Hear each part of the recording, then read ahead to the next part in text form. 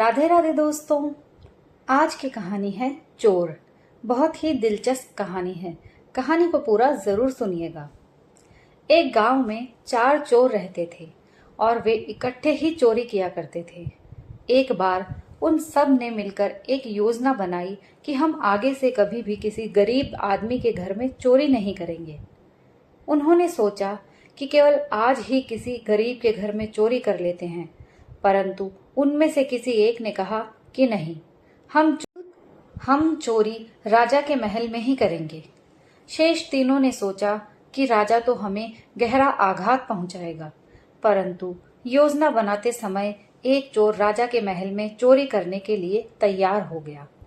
वो चोर पहले तो अपने मामा के घर गया, फिर उसने चोरी करने के लिए लोहार से लोहे की कुछ खूंटियां बनवा ली और राजा के महल की ओर बड़े सधे हुए कदमों से चल पड़ा। राजा के महल में प्रत्येक मिनट के बाद एक घंटी बजा करती थी। उन चोरों ने उसी 1 मिनट के बीच वे सभी खूंटियां दीवार में ठोकनी आरंभ कर दी। इस तरह खूंटियों पर पड़ती हुई हथौड़ी की आवाज उसी घंटी की आवाज में खो जाती थी और किसी को भी ये पता न चला कि राजा के महल के पीछे की ओर दीवार पर खूंटियां ठोकी जा रही हैं। इस तरह चोर राजा के महल के अंदर प्रविष्ट हो गया और उसने देखा कि राजा और वजीर दोनों ही मदिरा के नशे में बिल्कुल बेहोश पड़े हुए हैं। चोर ने वजीर के सोते हुए ही उसकी गर्दन काट ली। इसके बाद उसने राजा के पलंग के नीचे से सोने की ईंटें निकाली और अपने मामा के घर आ गया। दूसरे दिन जब राजा को यह पता चला तो राजा ने हुक्म दिया कि यदि कोई हमारे इस शहर से बाहर जाता है तो वो मेरा गुनहगार होगा। चोर साधु बनकर बाहर निकला और उसके हवन का धुआं देखकर राजा के सिपाहियों ने देखा कि कुटिया में एक साधु बैठा हुआ है। उन्होंने उससे पूछा, बाबा आप यहाँ कैसे? साधु ने कहा, मैं तो एक निर्धन व्यक्ति हूँ, दूसरे लोगों से भिक्षा मांगकर अपनी गुजर बसर किया करता हूँ। ये सुनकर उस साधु से सिपाहियों ने पूछा, बाबा तुमने इधर कोई चोर जाते हुए तो नहीं देखा? साधु ने कहा, नहीं, मैंने तो नहीं देखा। जब सिपाहियों ने उसे बताया कि वो पकड़ा नहीं जा रहा है तो साधु बने हुए उस चोर ने कहा, तुम अपना घोड़ा मुझे दे दो और तुम में से एक व्यक्ति मेरी पोशाक पहन ले और मैं सिपाही की पोशाक पहन लेता हूँ। इसके बाद मैं उस चोर को पकड़कर ले आऊंगा। एक सिपाही ने अपनी पोशाक और घोड़ा साधु को दे दिए। अब साधु ने सिपाही का रूप धारण कर लिया और वो घोड़ा लेकर चल पड़ा। सिपाही बने साधु की उसके मित्र प्रतीक्षा ही करते रहे, परंतु वो न आया। चोर अपने मामा के घर पहुंच गया और दूसरे दिन उसके साथ चोरी करने के अपराध में उसका मामा भी उस जाल में फंस गया। लड़के ने अपने मामा का सिर काट लिया और उसे भी अपने साथ ही ले गया। दूसरे दिन राजा ने नगर भर में ये घोषणा कर दी कि यदि उस चोर ने अपनी मां का दूध पिया है तो वो मृतक व्यक्ति को रोकर जाए। चोर फिर से गुजरी बनकर आया और कुछ रोटियां हाथ में पकड़कर राजा के महलों की तरफ जाने लगा। तो सिपाहियों ने कहा, तुम कहाँ जा रही हो? राजा की आज्ञा है कि कोई ऊपर नहीं जा सकता। उसने कहा, मैं तो गली में से रोटियां इकट्ठी कर रही थी। सिपाही ने कहा, फिर तुम ऊपर सीढ़ियां क्यों चढ़ रही थी? तो वो गुजरी कहने लगी, यहाँ मेरे रिश्तेदार काम करते हैं। सिपाही ने कहा, तुम आज वहां नहीं जा सकती। उसने वहीं अपने मामा की लाश पर रोटियां गिरा दी और रोने लगी। कुछ समय पश्चात उसने वहां से रोटियां उठाई और वहां से चली गई। जब राजा ने पूछा कि यहाँ पर कोई रोने तो नहीं आया, तो सिपाहियों ने कहा, यहाँ एक गुजरी आई थी जो हमारे इनकार करने पर यहाँ पर रोने लग गई थी। राजा ने कहा, वही तो चोर था। दूसरे दिन राजा ने ऐलान कर दिया, मैं चोर के साथी की चिता दरिया के किनारे पर लगा रहा हूँ। यदि उस चोर ने अपनी माँ का दूध पिया है तो वो अपने साथी के धड़ के साथ उसका सिर जोड़कर जाए। चोर ने सुनकर एक योजना बनाई।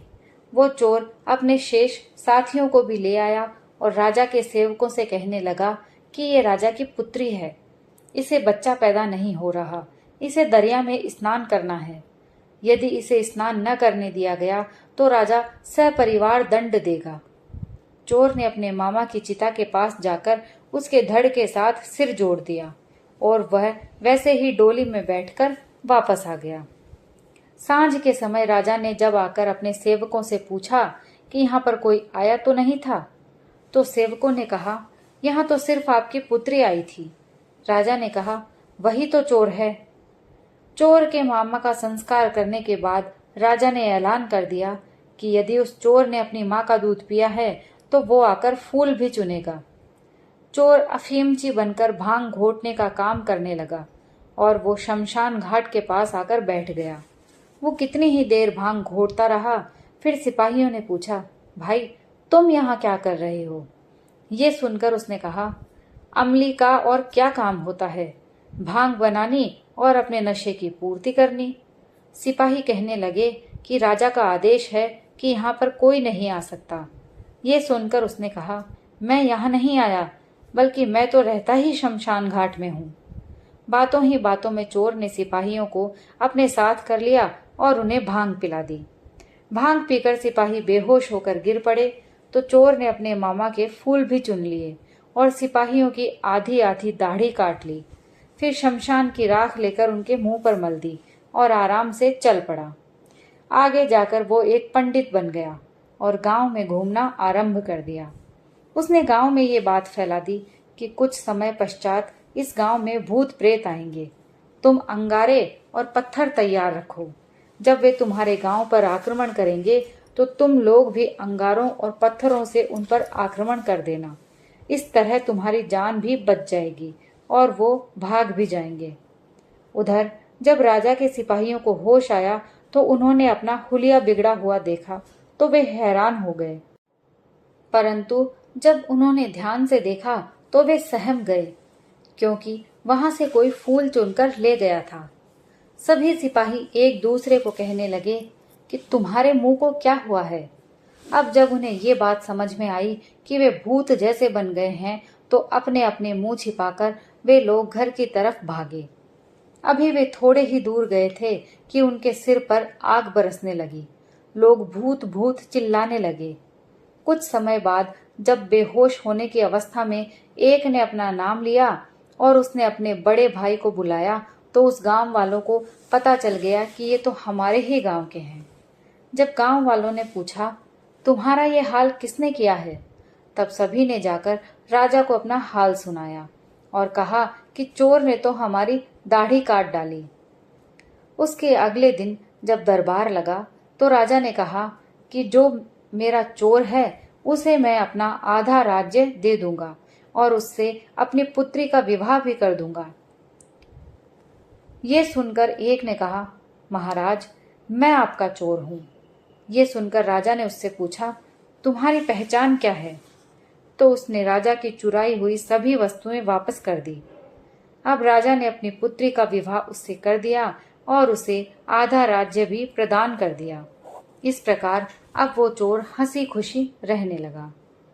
दोस्तों, कहानी यहीं समाप्त होती है। आपको कहानी कैसी लगी? पसंद आई हो तो प्लीज़ कमेंट करके ज़रूर बताइए और लाइक और शेयर करना ना भूलें। अगर आप मेरे चैनल पर नए हैं तो प्लीज़ मेरे चैनल को सब्सक्राइब कर लीजिए।